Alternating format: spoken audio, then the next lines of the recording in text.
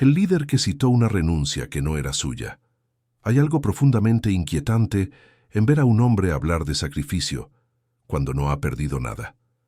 Algo teatral, casi impecable, en escuchar a una figura de poder citar palabras de renuncia, mientras permanece cómodamente asentado sobre el trono que jura estar dispuesto a dejar. Esa contradicción entre gesto y realidad no es un error, es una estrategia, un cálculo frío con apariencia de emoción. El 22 de agosto de 2025, un mandatario apareció ante las cámaras con voz templada, rostro solemne y una carta antigua entre las manos, no para anunciar su dimisión, no para comunicar una transición, sino para leer las palabras de otro hombre, muerto hace más de un siglo, que sí renunció, que sí se apartó, que sí se dio el poder con un propósito superior. Pero esa escena no fue un acto de memoria histórica, fue una apropiación simbólica. La carta era de Cipriano Castro, un expresidente venezolano que en 1902 dejó temporalmente el mando de la nación para atender una crisis internacional. Su renuncia fue breve, pero real. Su gesto no buscaba resonancia emocional, sino efecto político tangible. Sin embargo, más de 100 años después, esas mismas palabras fueron revividas con otra intención. No para informar una decisión, sino para provocar una reacción. No para entregar algo, sino para disfrazar algo que permanece, el poder intacto de quien sostiene el relato. La escena fue cuidada en cada detalle, el tono medido, las pausas silenciosas, la mirada baja en el momento justo, la atmósfera de solemnidad construida a pulso por el lenguaje no verbal. Pero detrás de esa composición no había renuncia, ni transición, ni gesto real. Había una representación, un eco, un espejismo, un uso milimétrico del símbolo para provocar lo que no se ha hecho. La entrega del poder. Cuando una figura poderosa cita el dolor de otro, no está reconociendo el suyo, está tomando prestada su legitimidad. Y eso, en el terreno del poder simbólico, es más eficaz que cualquier reforma, que cualquier concesión real. Porque si las emociones colectivas pueden ser alineadas con un discurso heredado, entonces el presente se puede mantener con una narrativa del pasado, aunque no exista correspondencia entre ambos. El mensaje fue claro, aunque nunca se dijo de forma directa: yo también estoy dispuesto a sacrificarme. Pero su voz no temblaba por la carga emocional de la entrega, sino por el cálculo preciso de una escena construida para conmover sin cambiar nada. Porque el poder contemporáneo no siempre necesita de la violencia explícita. A veces se afirma con algo más sutil, la manipulación emocional a través de gestos simbólicos cuidadosamente seleccionados. La tragedia no fue la lectura de esa carta. La tragedia es que muchos la escucharon y sintieron respeto. La tragedia es que la emoción provocada por el gesto fue más fuerte que la lógica que lo desmentía. Que aún haya quienes confunden actuación con virtud, representación con valor, teatralidad con honestidad. El poder más eficaz no se impone con armas, se instala con relatos. Se filtra en la percepción colectiva hasta volverse parte del paisaje emocional. Y cuando un líder logra hablar de renuncia sin renunciar, nombrar el dolor sin vivirlo, evocar la entrega sin ceder, ha alcanzado la forma más sofisticada de control, la que no necesita fuerza porque ya fue aceptada emocionalmente como necesaria. Y así, en pleno 2025, esa figura se muestra no como el dirigente que domina por imposición, sino como el símbolo que se infiltra en la narrativa emocional del pueblo. Ya no necesita afirmar su poder con decretos. Le basta con posicionarse en el recuerdo, en la emoción, en el lenguaje simbólico. Porque cuando el poder habita el relato colectivo, no necesita defenderse, se autorreproduce. No tiene que reprimir, se convierte en sentimiento. La historia se repite, pero con otro código. Ya no se trata de gobernar desde el miedo visible, se trata de gobernar desde la emoción invisible. Y esa forma de dominación, la que no se ve pero se siente, es la más difícil de identificar y también la más difícil de desmontar. El arte de simular el sacrificio, Maquiavelo lo dijo primero. Durante siglos el poder se impuso con fuerza. Los antiguos monarcas dejaban su huella en la historia a través de castigos públicos, guerras ceremoniales y sentencias talladas en piedra. Gobernaban desde el miedo y se sostenían en la sangre. Hoy todo ha cambiado, o al menos eso parece. El nuevo poder no necesita levantar la voz ni desenvainar la espada. Le basta con levantar un papel, elegir una cámara y hablar con un temblor de voz bien ensayado. Porque el poder actual no siempre se ejerce con brutalidad. A menudo se sostiene en la apariencia. Lo que presenciamos no fue una confesión ni una despedida. Fue una actuación meticulosa. El líder no leyó esa carta antigua para rendir cuentas ni para rendirse. Lo hizo como quien encarna un papel, como quien, sin mover una ficha real, logra mover emociones masivas. Porque citar una renuncia no es lo mismo que renunciar. Pero si el relato es lo suficientemente creíble, si el tono es el adecuado, si el gesto está bien ejecutado, el efecto emocional puede ser casi idéntico. Y en política, las emociones no solo importan, lo son todo. Maquiavelo lo dijo mucho antes que cualquier asesor de imagen moderna. El gobernante más inteligente no es el que gobierna con más fuerza, sino el que domina la percepción, el que logra parecer justo mientras actúa con cálculo, el que acaricia en público mientras endurece las estructuras del control, el que habla de libertad mientras redefine sus límites desde la sombra. El mensaje fue construido como una obra teatral, invocar el pasado para esconder el presente, citar a un líder de otra época para recubrirse de un aura ajena, tomar prestadas palabras de entrega para disfrazar la permanencia. Y en ese acto simbólico cuidadosamente guionado no había verdad, sino intención. No había pérdida, sino consolidación. Porque no se trataba de informar, sino de instalar un reflejo emocional en el espectador. Un vínculo, una empatía construida con herramientas psicológicas, no con actos. El público escuchó palabras potentes: sacrificio, patria, entrega, dolor. Y por un instante, muchos sintieron algo parecido a la admiración, porque la mente humana está diseñada para responder a los símbolos antes que a los hechos. Una imagen de renuncia, aunque vacía, puede perforar la memoria colectiva más que años de acciones concretas.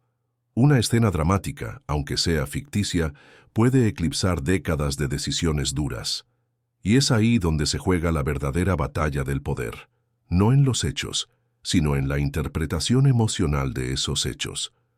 Cuando una figura de poder simula una entrega, no lo hace por debilidad, lo hace por estrategia, porque sabe que el dolor fingido puede generar más lealtad que la fuerza evidente, que un gesto simbólico puede borrar de la memoria colectiva los errores, las tensiones, incluso las contradicciones más grandes. Esa es la sofisticación del control narrativo. Usar el símbolo para redibujar la historia, para reconfigurar el presente con los colores del mito. Y lo más inquietante es que funciona. Funciona porque los símbolos no tienen que ser verdaderos, solo tienen que sentirse verdaderos. Basta con que una frase, una lágrima, un suspiro colocado en el momento justo, despierte algo en el espectador. Basta con que alguien diga: esta vez se sintió distinto.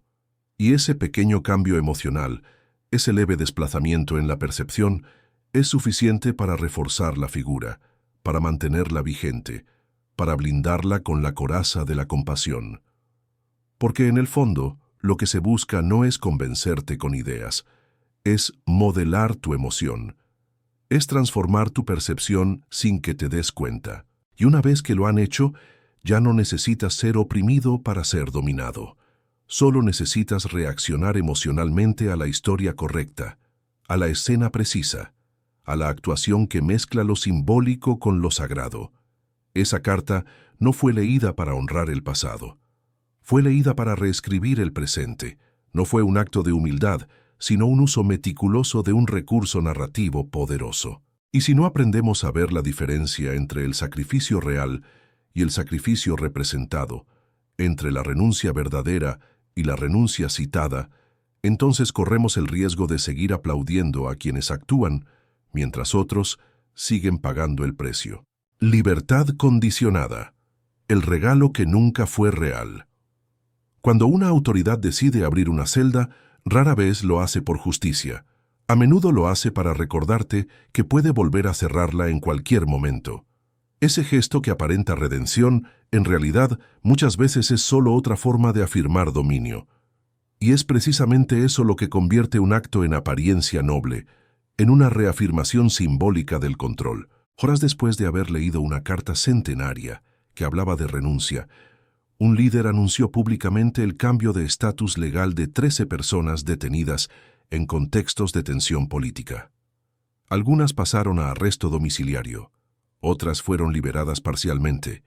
El anuncio fue hecho como si se tratara de una ofrenda, como si se estuviera cumpliendo una promesa trascendental, como si el acto representara una victoria ética. Pero en realidad, era otra escena más dentro de la narrativa cuida, porque en ciertas formas de poder, la libertad no es entendida como un derecho, es tratada como una concesión, no se garantiza por principios, sino que se otorga como favor personal, se presenta como un regalo, un gesto magnánimo que depende de la voluntad del gobernante, no de la estructura legal ni del respeto a la dignidad humana. Y así, incluso la liberación se convierte en una herramienta de sujeción, porque no libera del todo, condiciona, no repara el daño, lo maquilla, no corrige la estructura, la reafirma. Eres libre, parece decir el mensaje, pero no por ley ni por justicia, por mí, porque lo decidí, porque sigo siendo quien decide. Ese tipo de libertad no cura, no transforma, no sana ni reconcilia, solo cambia de forma el mensaje de dominación, y lo más inquietante es que puede funcionar. A los ojos de muchos, puede parecer un gesto progresista, una apertura, un signo de humanidad. Pero para quien mira con más claridad, no es más que una pieza cuidadosamente colocada dentro de una arquitectura emocional más amplia, la de controlar. No hace falta mantener a todos encerrados, basta con que todos sepan que podrían estarlo. La incertidumbre es más eficaz que la represión continua, porque la represión constante genera resistencia. Pero la represión intermitente, ese vaivén entre castigo y alivio, genera algo mucho más profundo: confusión emocional, sumisión psicológica, paralización colectiva. Uno ya no sabe qué es real, qué es estrategia, qué es casualidad y qué es cálculo. Y en esa niebla el poder encuentra su terreno más fértil. En este contexto, la liberación se transforma en un ritual simbólico, una puesta en escena que busca dos cosas: reducir tensiones inmediatas y consolidar la figura del líder como el único canal legítimo hacia el alivio, el único capaz de liberar, porque también es el único que puede encerrar. El mensaje que queda grabado en el inconsciente colectivo no es que las leyes funcionan, sino que el favor del líder es indispensable, que toda solución debe pasar por su mano, que toda esperanza depende de su voz. Y ahí es donde la imagen se solidifica, no como tirano, ni siquiera como gobernante autoritario, sino como árbitro emocional de los destinos de todos, como figura paternal, como puente inevitable entre el castigo y la redención, aunque esa figura sea la misma que diseñó el dolor inicial, aunque la estructura siga siendo la misma que generó el encierro en primer lugar. Lo más siniestro de esta estrategia no es su dureza, sino su sutileza, porque no parece opresión, parece reconciliación, no parece control, parece misericordia. Y esa ilusión es lo que le da su verdadera eficacia. Convierte al que restringe en redentor, al que limita en salvador, y al espectador en alguien emocionalmente endeudado con quien nunca debería estarlo. En este punto la libertad ya no es lo que parece, se convierte en un lenguaje emocional, en una escenografía, en un instrumento, y mientras eso ocurra, todo lo que parezca concesión será en realidad reafirmación, porque no se trata de dejar ir, se trata de demostrar que se puede volver a atrapar. La paradoja es cruel pero funcional. Lo que parece victoria se convierte en refuerzo. Lo que parece gesto de humanidad se transforma en mensaje de dominio. y lo que parece ruptura con el pasado no es más que una actualización simbólica de la misma lógica de control, la narrativa del héroe que nunca se va. Hay algo profundamente calculado en la forma en que ciertos líderes utilizan el pasado, no como una guía para el presente, sino como una máscara que les permite ocultar lo que verdaderamente son. No buscan recordar la historia para aprender de ella, sino para camuflarse dentro de ella. No la citan para rendir homenaje, sino para absorber su poder simbólico. En ese acto no están recordando. Están tomando prestado un relato ajeno, vistiéndose con la ropa de alguien que sí estuvo dispuesto a perderlo. Cuando se leyó aquella carta de Cipriano Castro, una renuncia auténtica en tiempos de crisis real, no se estaba evocando una época, se estaba invocando una figura, no como referencia histórica, sino como escudo emocional. El gesto no fue académico, fue teatral. El mensaje no fue institucional, fue personal, porque quien la leyó no lo hizo para abrir paso al cambio, sino para reforzar la ilusión de que el cambio ya vive dentro de él. Una ilusión cuidadosamente construida. Y eso es lo verdaderamente inquietante. Cuando una figura de poder ya no necesita construir su propio mito, porque ha descubierto que puede interpretar uno ya existente, apropiarse de su lenguaje, de su gesto, de su épica, y hacerla pasar como propia. No busca ser un presidente, ni siquiera un líder tradicional.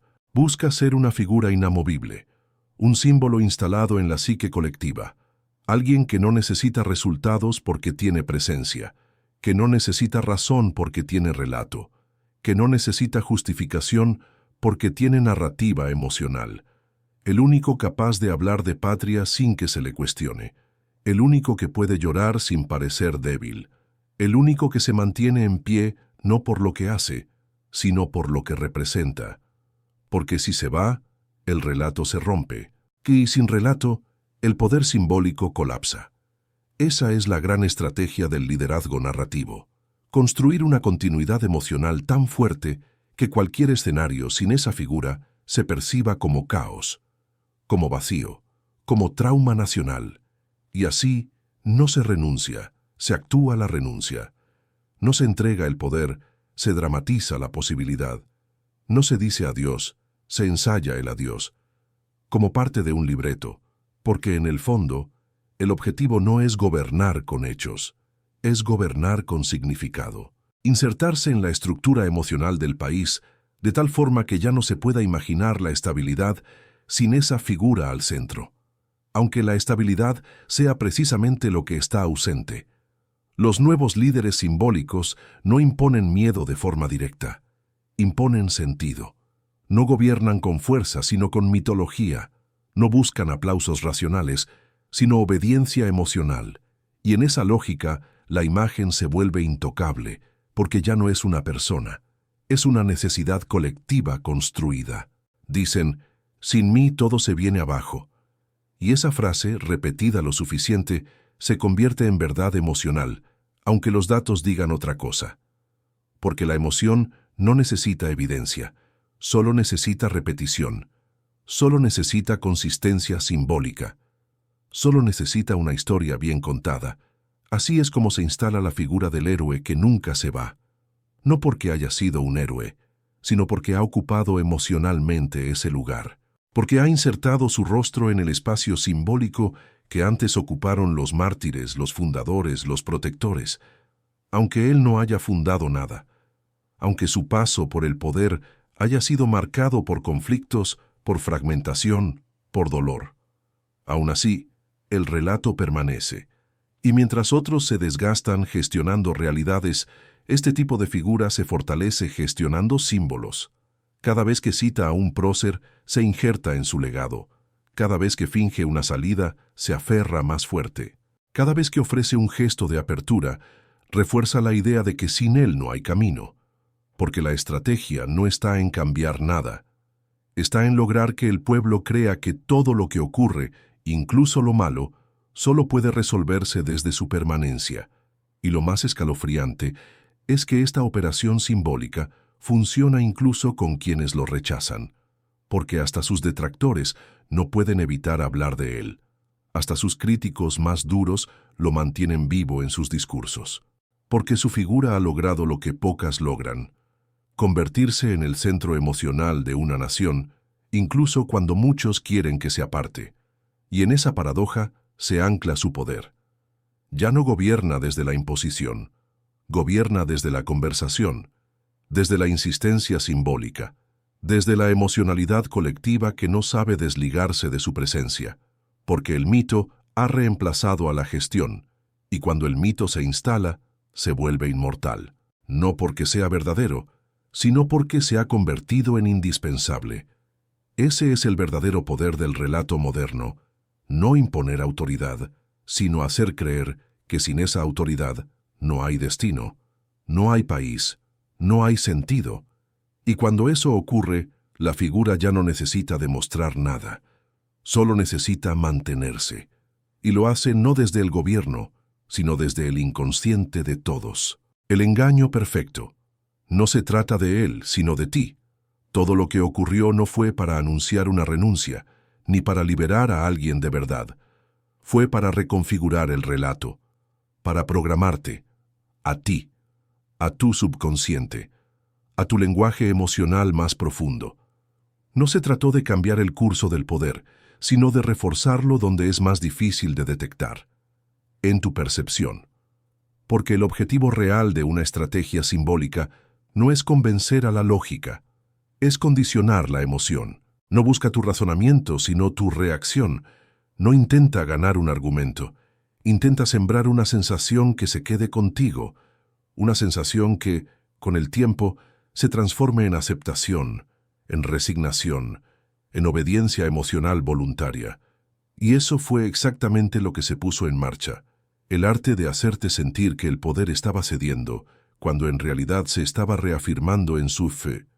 Cuando se leyó esa carta, no fue para reflexionar, fue para proyectar una imagen, para que vieras en el rostro de esa figura emociones que ya no se corresponden con sus actos: patriotismo, sacrificio, humanidad, entrega, no porque existan en él, sino porque siguen existiendo en ti, porque tú todavía quieres creer que, quizás algún día, alguien en el poder sí hará lo correcto. Y ese deseo es justo el que se activa con gestos vacíos y narrativas bien calibradas. El engaño perfecto no ocurre cuando alguien te miente, ocurre cuando tú quieres creer la mentira, cuando te aferras a una esperanza construida artificialmente, cuando colaboras emocionalmente con el relato, porque la alternativa, verlo tal como es, resulta demasiado dolorosa. Ese es el nivel más avanzado del condicionamiento narrativo, cuando el dominado coopera simbólicamente con quien lo domina, no por amenaza, no por castigo, sino por conexión emocional fabricada, por gratitud impuesta, por narrativa cuidadosamente diseñada para inducir compasión, duda, esperanza, y finalmente, sumisión emocional. Y aquí es donde ocurre el giro más importante. Esto no se trata de él, se trata de ti, de cómo has sido expuesto a símbolos durante años, de cómo consumes narrativa sin notar su estructura, de cómo la repetición emocional va debilitando tu capacidad de ver con claridad, porque el control moderno no siempre te obliga a obedecer. A veces, simplemente te desgasta hasta que dejas de resistir. Ya no se trata de cárceles visibles, se trata de marcos mentales. Ya no se trata de cadenas de hierro, se trata de cadenas simbólicas, relatos que se infiltran como verdades sentimentales, que se repiten no porque sean ciertas, sino porque han sido instaladas como reflejos automáticos. Al menos hizo algo, piensas. Podría haber sido peor, repites. Esa racionalización mínima es el núcleo del engaño perfecto, porque cuando empiezas a encontrar alivio en pequeños gestos simbólicos sin contenido, ya no estás evaluando la realidad, estás interpretándola desde un lente emocional que ha sido diseñado para ti. Estás validando una estructura de poder solo porque el lenguaje que la envuelve está calibrado para tocar tu sensibilidad. Y eso no ocurre solo en un país, ni con una figura. Es un patrón global, un fenómeno que atraviesa geografías, ideologías y épocas. El poder actual no siempre busca imponerse con brutalidad. Muchas veces se disfraza de cercanía, de sensibilidad, de humanidad selectiva, y eso lo vuelve más efectivo, porque también lo vuelve menos cuestionable. Por eso el verdadero llamado de este mensaje no es político, es emocional. Es un llamado a observar el proceso interno que ocurre cuando te expones a estos relatos. A preguntarte, ¿cuántas veces has sentido respeto por un discurso cuidadosamente producido? ¿Cuántas veces has confundido dolor escenificado con entrega real? ¿Cuántas veces te has conmovido por alguien que no ha cambiado absolutamente nada? La manipulación no siempre te ordena algo. A veces solo siembra una duda que te debilita, un gesto que te apacigua, una promesa que no se cumple, pero te hace esperar lo suficiente para dejar de actuar. Por eso, si llegaste hasta aquí, despierta. No necesariamente a la política. Despierta a tu propio aparato emocional. Observa cómo ciertos discursos activan tus defensas y cómo otros las desactivan. No para cerrarte, sino para prepararte, porque quien no vigila sus emociones, las entrega, y quien entrega su emoción, termina entregando su criterio. Y no necesitas vivir en el país donde ocurrió esta escena para que esto te afecte, porque esto ya está ocurriendo en todas partes, con otros nombres, con otros gestos, con otras palabras, pero con el mismo mecanismo. Así que si este video encendió algo dentro de ti, si te hizo ver con mayor claridad cómo se construyen los mecanismos de obediencia emocional disfrazados de humanidad, suscríbete. No porque aquí esté la verdad, sino porque aquí hay una voluntad clara, la de ver más allá del acto, más allá del llanto, más allá de la carta. Y si llegaste hasta el final, deja un comentario con una sola palabra, desprogramado, para que otros sepan que tú ya viste el guión, que tú ya saliste de la escena, que tú ya no confundes símbolo con sacrificio,